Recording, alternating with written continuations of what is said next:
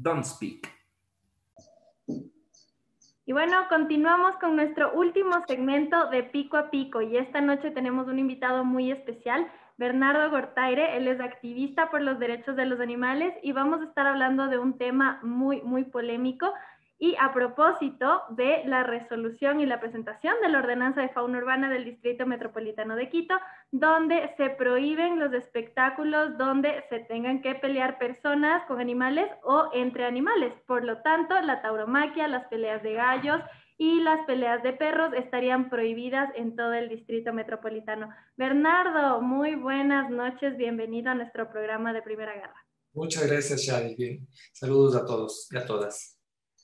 Chévere, un gustazo que estés acá con nosotros, Bernardo, al ser activista.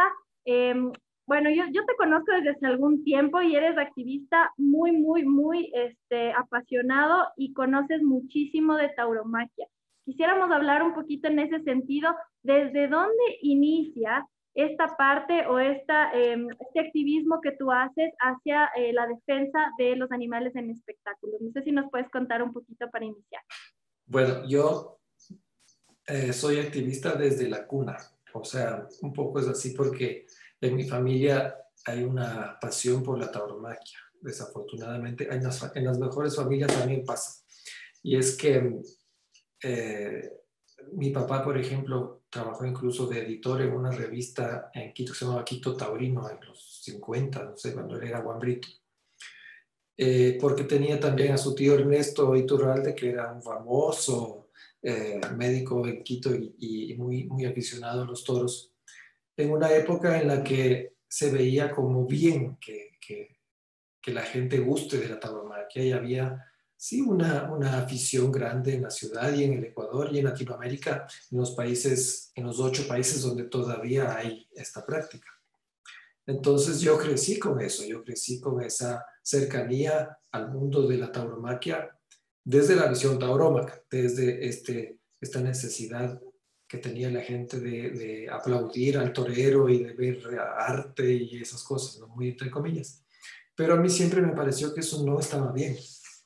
Quiero decir, nunca pude aceptar que le hagan daño al toro, a pesar de que a mí me decían que no, que el toro es malo, que es el diablo por poco, ¿no? Esta simbología del torero ángel y el toro demonio y toda esta mística, llamémosle así, este imaginario que la tauromaquia se inventa en contra de un animal, tratando de justificar una cosa que no tiene justificación por donde sea que la mires. Pero yo crecí en eso, en una cercanía a esa visión desde mi propia opinión, formada más bien en el criterio de que en realidad se está cometiendo un acto que puede tener una cierta estética para alguien, pero que consiste en atormentar a un animal, en clavarle arpones, en acosarle, en todo lo que sucede, no solo en la lidia, sino también en las ganaderías, y eso me acercó también al mundo del campo, de ver cómo funciona una ganadería de toros y todo esto que no se sabe alrededor de la tauromaquia, que a veces el simple, la visualización de lo que es la lidia nos lleva a rechazar. Pero además hay todo un maltrato anterior a eso, ¿no? Y de eso también sería bueno conversar y que la gente se entere.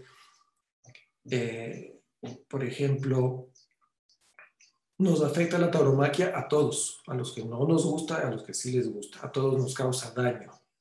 Porque en Ecuador la mayoría de ganaderías de bravo están en los páramos. Y meter un animal exótico importado de Europa, en este caso, en un espacio tan delicado como un páramo, causa daño y nos afecta directamente. Nos queremos involucrar o no, pero nos hace daño. Vamos a ir por partes y creo que es súper importante lo que acabas de decir porque no solamente es a las personas que disfrutan como del espectáculo, hay un montón de cosas detrás y previas al espectáculo como tal de la tauromaquia que en Quito, por ejemplo, se realizaba en diciembre principalmente. Entonces, bueno, recapitulando un poquito, tu familia es aficionada taurina, ¿no es cierto? Entonces, sí. ¿Tú desde cuándo empiezas a sentir este rechazo? O sea, ¿qué viste? ¿Qué tuviste que hacer para que tu familia también comprenda que a ti no te gustaba. O sea, ¿cómo es lo que te enseñaban? También te decían, esto es bonito, te gusta, te llevaban a la plaza. Me llevaba a la plaza, sí, verás. De hecho, mi primera reacción así firme ya en contra de la tauromaquia fue después de una corrida de toros a la que fui con mi papá, con mi mamá, con mis hermanos. Y claro, a mí me llamó mucho la atención de que lo que te contaba del tío Ernesto de mi papá, ¿no? Que el señor estaba en los tendidos más bajos y a mí me llamó mucho esta emoción que sentía mi papá de ver la emoción de su tío. Mi papá tenía una cámara de fotos con un teleobjetivo grandote y se te pasaba tomándole fotos al tío, más que a lo que estaba sucediendo en el ruedo.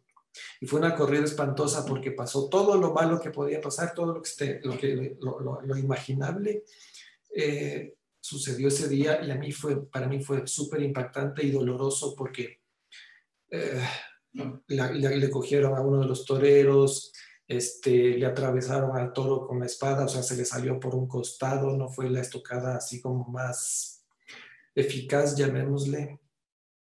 Revolcaron un caballo, lo destriparon, o sea, todo lo más espantoso que ocurre en los ruedos pasó ese día en un condensado de esa corrida. Y como te digo, yo no podía entender cómo mi papá se emocionaba de que alguien se emocione por eso. Mi papá querido y súper respetado, el tío Ernesto también una persona súper valiosa, súper médico, dedicado a cuidar a sus pacientes con amor, con una empatía que no demostraba lo que estaba pasando en ese ruedo. Entonces, ahí no sé cómo explicarte lo doloroso que fue para mí encontrarme esa realidad, esta disociación de lo que estaba ocurriendo en el ruedo versus lo que yo conocía de estas personas queridas para mí. Entonces eso me rompió y me llevó un poco a tratar de justificar, sin éxito obviamente, porque no es posible justificar tal cosa, pero me llevó a leer, a agarrar el cosío, a ver videos, a preguntar, a investigar y a enterarme de cómo es la tauromaquia más allá de lo que sucede en el ruedo. Claro, o sea, uno empieza con esta búsqueda, ¿no es cierto? Ajá. Y considero que es importante porque eso es lo que determina tus decisiones posteriores, ¿no es cierto? Eso es lo que a uno simplemente le va como abriendo los ojos. Pero ¿tú crees que, por ejemplo, a las personas que todavía disfrutan de este tipo de espectáculos, cuál fue la razón para que ellos tengan esta separación o esta disociación? Porque si bien, como tú nos cuentas, tu familia es, o sea, como nos la presentas, es increíble, o sea, es empática con las personas, cuida de ellas, pero cuando vemos un animal en el ruedo, ¿cuál es la diferencia? Y qué, básicamente, cuál es el argumento principal de este lado?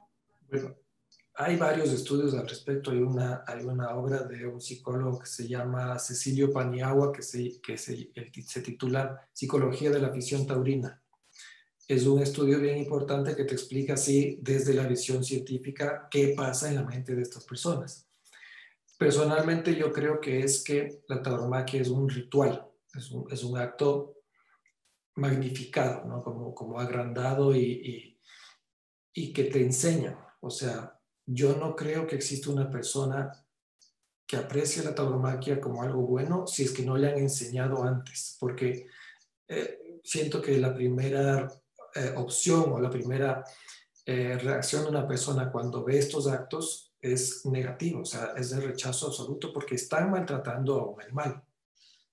Pero si le adornan con lo de la música, con lo de los trajes, con las, qué sé yo, con toda esta increíble y extensísima jerga taurina, ¿no? O sea, ellos tienen nombres para cada color de pelo, para los tipos de cornamenta, o sea, es una descripción muy alegórica, muy folclórica, ¿no? Entonces, sí hay, digamos, una construcción alrededor del maltrato de los animales que puede observarse de una manera agradable si es que estás eliminando, si es que haces esta disociación entre lo que efectivamente ocurre, siempre ocurre, innegablemente ocurre, de que maltratan a un animal, pero lo hacen con una estética. Entonces, de esa estética es que la gente se apropia y se agarra de ahí para convencerse o creerse de que está sucediendo algo positivo. Y es que ese ha sido, ajá, ese ha sido justo el principal argumento, ¿verdad? O sea, el principal argumento que alega el sector taurino es justamente la cultura y todo lo que ellos también consideran que lleva detrás. Pero, o sea, obviamente la cultura no es una cosa estática, ya la hemos visto y muchas personas han hablado al respecto. La cultura no es algo que simplemente empezó así en los años no sé cuántos antes de Cristo y hasta el 2021 se mantiene tal cual. Porque si no, imagínate, o sea, seguiríamos con algunas tradiciones barbáricas que no han cambiado nada. Tú, dentro de todo tu estudio y tu experiencia, ¿cómo crees que ha ido evolucionando también este tema de la tauromaquia a través de los años? ¿Y cómo ves el público también de hace como 20 años o en tu infancia y actualmente, cómo lo ves? Hay una distancia grande, o sea, sí han habido avances precisamente porque la cultura evoluciona, la cultura no es una cosa estática que tiene que quedarse como estaba hace 50, hace 100 años. Vamos aprendiendo, la humanidad se hace humana y va entendiendo que hay unos seres sintientes que están siendo afectados por costumbres de los humanos, ¿no es cierto? Entonces, claro, hace 30 años era impensable que en Quito se prohíban las corridas de toros. Era algo que no podía ser, ¿no? Porque había una afición y que iban los toros y la fiesta y tal.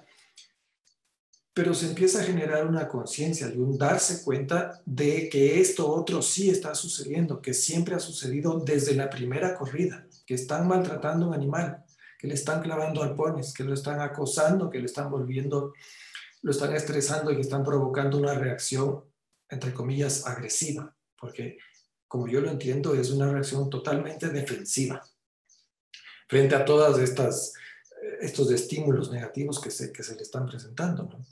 Imagínate un animal gregario, está aislado en un ruedo, con todo el ruido de la música y los aplausos, toda esta festividad que está alrededor de este evento, para el toro es hostil, es absolutamente eh, doloroso, ¿no? O sea, es una situación, ponte en la piel del toro, lo que se dice como eslogan en el activismo, es real. O sea, para el toro todas estas cosas festivas y alegres no lo son.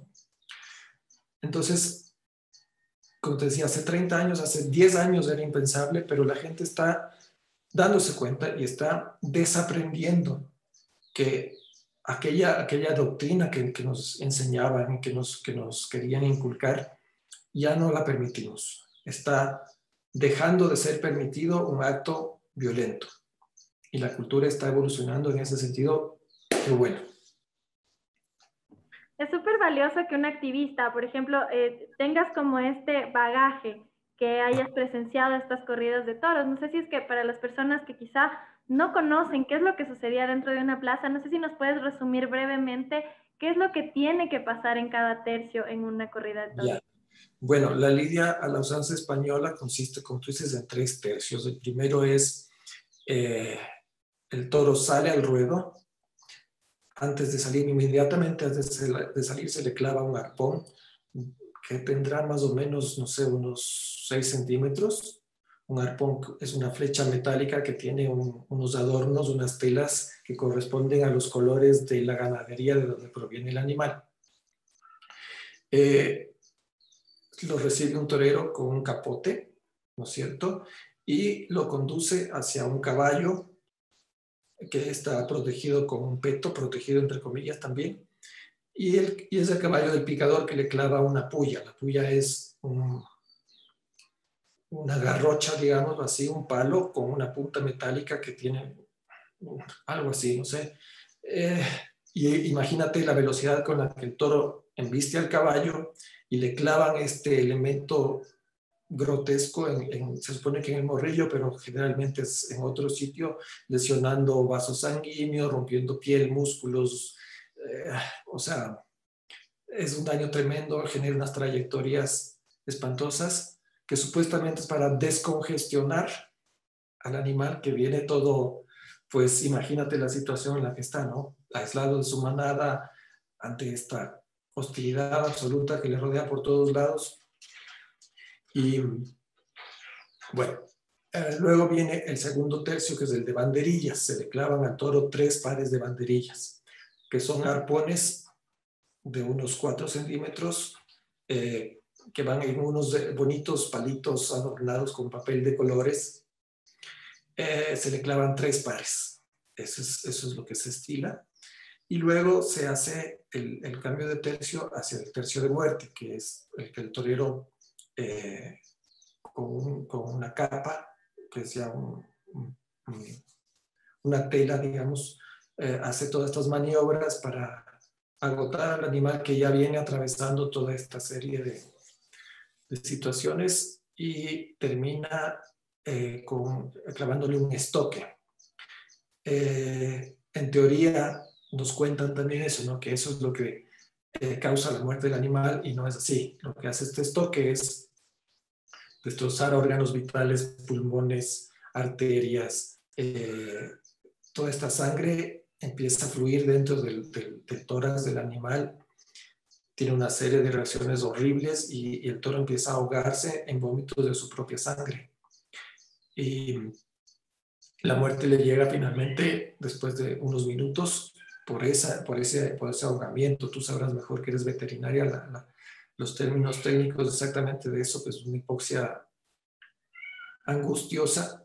Y tampoco se muere ahí, o sea, al toro le clavan un cuchillo en el occipital para seccionar la médula. Entonces el toro queda vivo, pero parapléjico, cuadrapléjico. Dependiendo del desempeño del toro, al torero le dan como premio las orejas y el rabo. 1 o 2 orejas y el rabo. Y al toro le cortan esos apéndices estando vivo. Entonces, sí, está parapléjico, pero está sintiendo y está viendo y está ahogándose todavía. Hay testimonios de los carniceros de las plazas de toros que dicen, que dan fe, que al toro termina de morirse en la carnicería. O sea, toda esta agonía de varios minutos sucede a la vista y paciencia de un público que está aplaudiendo a un torero y que está llevándose en las manos las orejas amputadas del animal al que acaba de atormentar. Entonces, es horrible.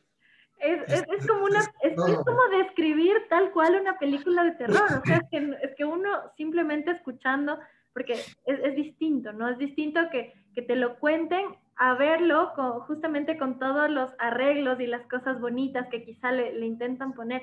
Pero aún así, ver a un animal que está sufriendo justamente en agonía tanto tiempo y que haya personas que están disfrutando de esto. Ahí va nuestra siguiente pregunta. ¿Qué es lo que hace la gente al ver esto? O sea, ¿cómo está? Porque, a ver, muchas son también las historias, ¿no? Que la gente se pasaba bebiendo, que la gente estaba haciendo cualquier otra cosa en lugar de ver lo que estaba pasando en la plaza. Pero no sé si es que nos puedes contar qué es lo que tú veías dentro. bueno, yo dejé de ir a los toros como a los... No iba mucho, la verdad, no me gustaba, pero a los 17 años fue la última vez que dije no más. Y yo fui a esa última corrida a tomar unas cervezas con mis amigos. O sea, no era una acción de ir a ver el arte, no, nada que ver, era la farra, porque eso sí hay. Eso definitivamente hay un ambiente de música, de beber, es un alborozo, ¿no? Yo te diría que solamente las 4 primeras filas de los tendidos bajos van a ver la corrida. El resto va a otra cosa. A ver chicas, a ver a las modelos que están promocionando los productos a la entrada de las ferias y tal, a reunirse con sus amigos. Y lo que pasa en el ruedo es absolutamente sin importancia, no van a eso, la gente no va a eso. Tal vez los taurómacos sí, litúrgicos que van a ver a su torero favorito, ellos sí. Pero será ¿qué te digo? El 5% del público, si es que... Claro, o sea, yo creo que por eso también es que se tuvo una aceptación bien grande en el tema de la consulta popular del 2011, Ajá. donde ya Quito pues definitivamente votó por la prohibición de estos espectáculos, aunque lastimosamente no se haya cumplido en este tiempo. Creo que el año pasado fue el primero que realmente no hubo corridas de toros, ni siquiera en la Belmonte. pero, o sea, digamos que como veníamos diciendo, el público, la gente, la sociedad va evolucionando y va cambiando en sus gustos, se va dando cuenta de estas cosas. Y bueno, no sé, tú al momento que decidiste dejar de ir, empezaste, por ejemplo, a participar de los eventos que pasaban fuera de la plaza, o sea, los conciertos que había o los puñetes que habían de No, taurinos y antitaurinos. no, yo, bueno, a la plaza de Ñaquito fui, no sé, unas 4 veces. Eh, yo iba afuera y no entraba. Eso sí era como anualmente iba a eso, ¿no? A la cuestión, a la algarabía y a la farra y eso. Pero, pero de chico no iba mucho, ni a los puñetes, ni a las cuestiones antitaurinas, hasta mucho después. Pasaron unos años. Y lo que cambió fue justamente que yo estaba ahí, en las cercanías de la plaza, y salió una señora, muy elegante, muy guapa ella y muy borracha también. Y como ves, yo tengo esta facha, entonces se me identificó inmediatamente por mi facha con los otros, eh, con gente que estaba protestando y gritando ahí que todos los asesinos y tal. Yo tampoco comparto, pero bueno, su protesta era así. Y la señora me tiró tal escupitajo en la cara que porque sí, o sea, porque pensó que yo era de los contrarios, que me dejó sin reacción. Había una peluquería, me acuerdo, ahí cerca, y un señor colombiano que vio esto, me hizo entrar a su peluquería, me dejó que me lave y tal. Y dije, no, pues esto, ¿por qué a mí? Si, no, entonces ahora van a ver. Entonces fue un poco esa reacción de, o sea, a partir de ahí yo como que empecé a meterme más en las protestas, pero muy poco, te digo, yo nunca he sido de lanzar piedras, ni romper vallas, ni ese tipo de cosas. Yo tengo esta cercanía todavía con mi familia que es aficionada y les quiero y me quieren, pero sí me metí un poco más a reaccionar ante esas cosas, porque no está bien. O sea, encima de que están maltratando un animal, que se metan así con la gente que piensa diferente, pues no. Van a encontrar una reacción desde el respeto, desde la consideración de que son también personas que tienen sus creencias y su afición, pero que está mal. O sea, tienen que entender que no se actúa de esa manera, que yo tampoco soy el dueño de la verdad, pero definitivamente eso no se hace. Entonces, a partir de ese hecho, yo empecé como a involucrarme más también un poco. Así que le agradezco a esta señora que le mando mis saludos, no sé quién será. Gracias, señora. Yo creo que ese es un punto también muy clave porque el activismo, si bien inicia con esta sensación, y lo digo también por experiencia propia, inicia con una sensación de desesperación, hasta cierto punto de impotencia, de que la gente no se da cuenta de lo que está sucediendo y con ira. Pero después, como todo cambia, todo evoluciona, pues el activismo también lo hace y se empieza pues a investigar, se empieza a leer mucho más, a sacar informes, los informes médicos, los informes desde el punto de vista de la ética, desde el punto de vista de la niñez, desde el punto de vista de la violencia. Y creo que eso ha sido como los pilares para que actualmente las corridas de toros pues sean rechazadas y casi sean una mala palabra, ¿no? Porque ya hay gente que le da vergüenza Ese, incluso decir así, que es taurino. Entonces, ajá. ¿tú qué me puedes decir, por ejemplo, de los otros daños, ¿no? De estos daños colaterales que tiene la tauromaquia acá en nuestro país. Pues la tauromaquia es violencia. O sea, la adornen o la pinten o la quieran vestir con lentejuelas y con seda, sigue siendo un acto de violencia. En la plaza es incluso el mismo hecho de enfrentar a un animal estresado, angustiado a una persona, es un acto de violencia. O sea, están poniendo en riesgo ellos mismos a propósito y con toda conciencia su vida. Eso es un acto violento. Y que esto sea normal, que esto se vea como algo positivo, repercute con todas las otras cosas, ¿no? O sea, si tú le puedes causar daño a un animal de esta magnitud y que sea aplaudido, eso también te cambia la psique, ¿no? O sea, no debemos permitir la violencia de ninguna manera. Y esto encima de que está permitido, está aplaudido, está siendo premiado. Es una barbaridad y si es que se extiende eso al resto de actos de los humanos, es un peligro. Entonces, la ONU, en el Comité de los Derechos de la Niñez, estudió estos hechos con psicólogos, con médicos, con etólogos, con expertos, y determinó que la observación de estas cosas, no solo la participación, sino la mera observación de estos actos, puede causar problemas en la niñez. Entonces, recomendó al Ecuador y a los 8 países en los que se mantiene todavía esta costumbre, que los niños ni participen ni observen estos actos. Y eso, las recomendaciones del Comité de los Derechos de la Niñez se convierte en ley, porque el Ecuador es signatario de esta declaratoria de los derechos de los niños y niñas. Entonces, a partir de entonces, se da una sentencia para que en el Ecuador ya no participen menores de edad en estos actos.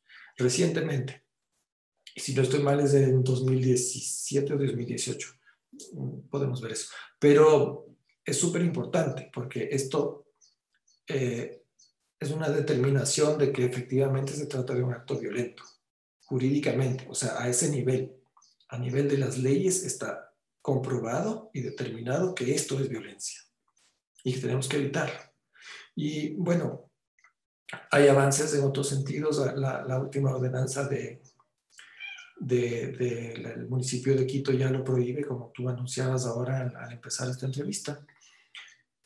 Y eso es como súper determinante porque no solo que se prohíben las corridas de toros, sino todos los eventos en los que se ponga en riesgo el bienestar de un animal, que se enfrente un animal a otro o que se enfrente un animal no humano a un humano.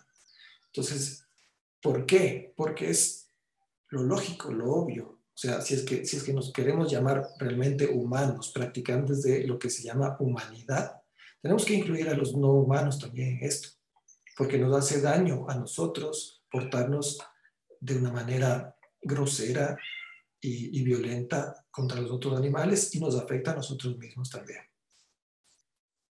Así es, y antes de pasar a la pregunta, que es como igual súper importante, esta de los páramos, me gustaría consultarte, porque hay mucha gente que cree que esto, bueno, está amparado incluso por la iglesia, ¿no? Pero, y la feria se llama Jesús del Gran Poder, en Riobamba la Virgen de no sé qué, aquí de la Virgen de Triana. Sí. O sea, no sé si esto está contemplado también dentro de la religión como algo positivo, pero ahí creo que tú tienes un súper buen argumento también ante eso. Claro, se coincide también que el aficionado a la tauromaquia y a lo español practica la fe católica. La Iglesia Católica, la posición oficial es de rechazo a la tauromaquia. Hay una bula papal. Una bula es un documento que el Papa emite, es una carta que dirige a sus fieles en las que indica ciertas cosas. Y esta bula se llama la De Salute Gregis Dominici, que quiere decir de la salud del pueblo del Señor, en la que el Papa el Papa Pío V se preocupó de que estos actos violentos los cometieran las personas, ¿no? O sea, estaba preocupado de la salud de las almas de estas personas cometiendo actos violentos.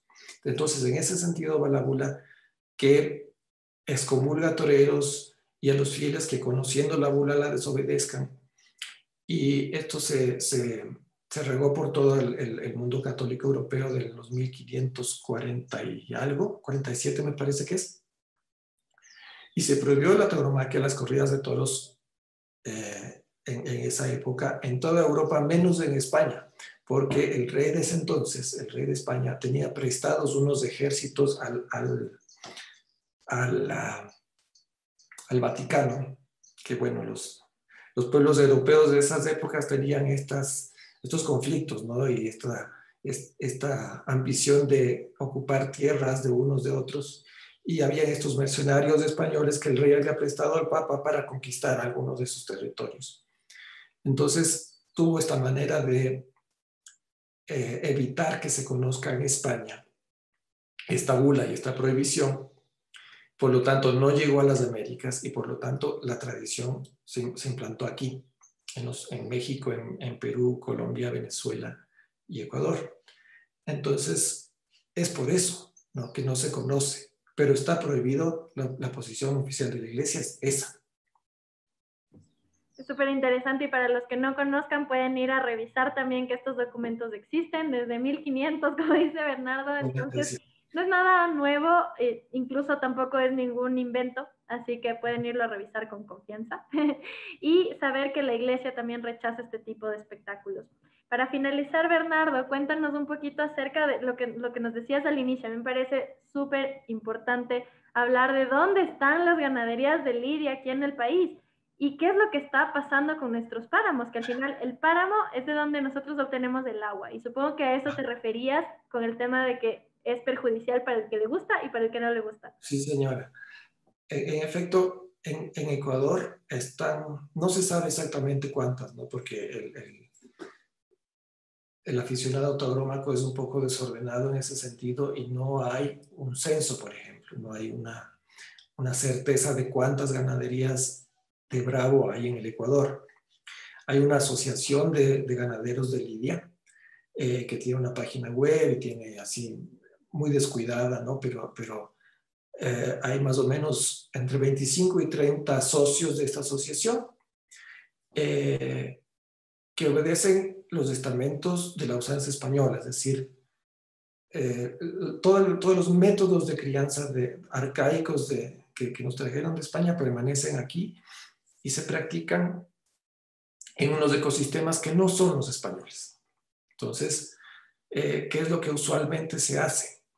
La ganadería ocupa espacios de páramos, porque ahí es más cómodo, porque ahí no va tanta gente y se puede mantener al animal lejos de la presencia humana, que es uno de los requisitos de la crianza española. Es decir, para que el toro se presente hostil y agresivo y en vista, tiene que ver a la persona, al humano, como una amenaza.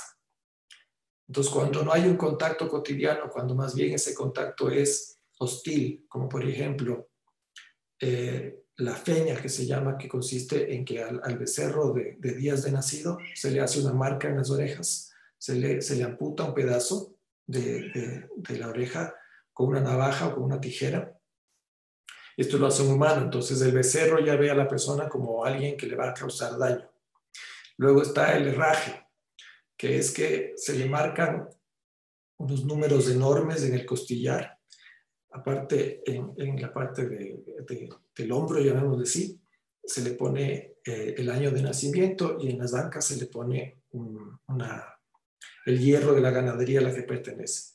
Entonces, son estímulos súper negativos para el animal que empieza a ver que el humano le va a causar daño. Y cuando se le encuentra en un ruedo, en una situación de aislamiento, de hostilidad mucho mayor, pues embiste, ¿no? Entonces, además que, bueno, van seleccionando a los animales que son propensos a esta embestida, que tienen esta, llamémosle, predisposición a embestir antes que a huir, que es lo que sería natural.